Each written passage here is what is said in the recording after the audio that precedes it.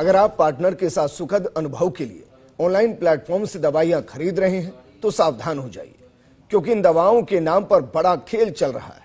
राजधानी जयपुर के भंडारी हॉस्पिटल में जांच के दौरान चौंकाने वाला खुलासा हुआ। एक ऑनलाइन प्लेटफॉर्म पर ऐसी दवाएं बेची जा रही थी जिनका कॉम्बिनेशन DCGI की मंजूरी सूची में शामिल ही नहीं है। ये रिपोर्ट देखिए। जयपुर में गोपालपुरा स्थित भंडारी हॉस्पिटल में institute of andrology and sexual health का संचालन किया जा रहा है। इस इंस्टीट्यूट में यौन क्रियाकलापों को लेकर आत्मविश्वास पैदा करने का दावा करते हुए मरीजों का ट्रीटमेंट किया जाता है। एक शिकायत के आधार पर सेंट्रल ड्रग अथॉरिटी की टीम ने ड्रग आयुक्तालय के अधिकारियों के साथ हॉस्पिटल में जांच की तो कई चौंकाने वाले तथ्य सामने आए। जांच के दौरान बताया गया कि मरीजों की सेक्सुअल दिक्कत के आधार पर पेपावेरिन, एल्प्रोस्टेडिल और क्लोरपोमाजिन दवाओं के कॉम्बिनेशन से ट्रीटमेंट किया जाता है। मेडिकल प्रैक्टिशनर्स को यह अधिकार है कि वो किसी दवा को कॉम्बिनेशन के रूप में डोज बनाकर मरीज को दे सकता है, लेकिन जब गहनता से पड़ताल की गई तो पता चला कि अस्पताल के एड्रेस पर चल रही जय भवानी फार्मेसी के नाम का जिक्र करते हुए ओमन ऑनलाइन प्लेटफॉर्म चलता रहा है। इस प्लेटफॉर्म पर इन तीनों दवाओं का कॉम्बिनेशन ट्राइमैक्स के नाम पर बिकता मिला। ओमन फार्मेसी के नाम से ही बिल काटे गए, जबकि इस नाम से कोई ड्रग लाइसेंस नहीं है। वहीं इस तरह का कोई भी दवा का कॉम्बिनेशन DCGI की अप्रूव लिस्ट में नहीं है।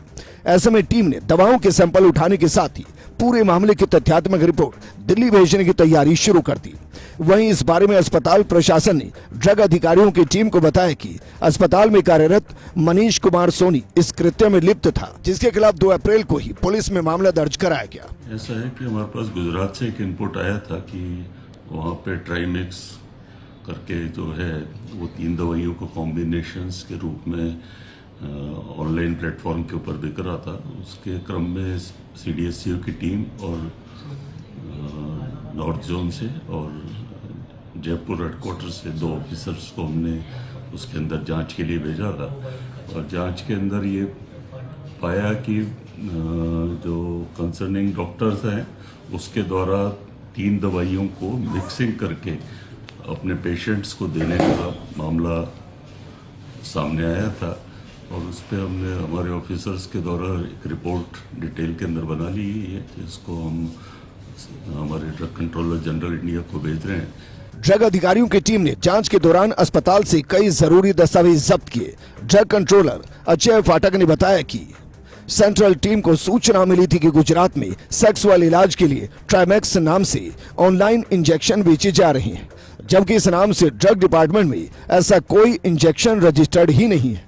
वर्तमान में इन तीनों इंजेक्शन के कॉम्बिनेशन का तैयार एक सिंगल इंजेक्शन हॉस्पिटल में आने वाले मरीजों के इलाज में उपयोग किया जाता है, जो डॉक्टर्स कर सकते हैं, लेकिन बाजार में ट्राइमैक्स के नाम से ब्रांड बनाकर बेचना गैर कानूनी है। जो ड्रग फॉर्मुलेशन जो है ट्राइमैक्स करके, उसके अंदर 3 दवाइयों का कॉम्बिनेशन है और 3 दवाइयां जो हैं वो पेपावेरिन, हाइड्रोक्लोराइड, एल्प्रोस्टेडिल और क्लोरपोमाजिन।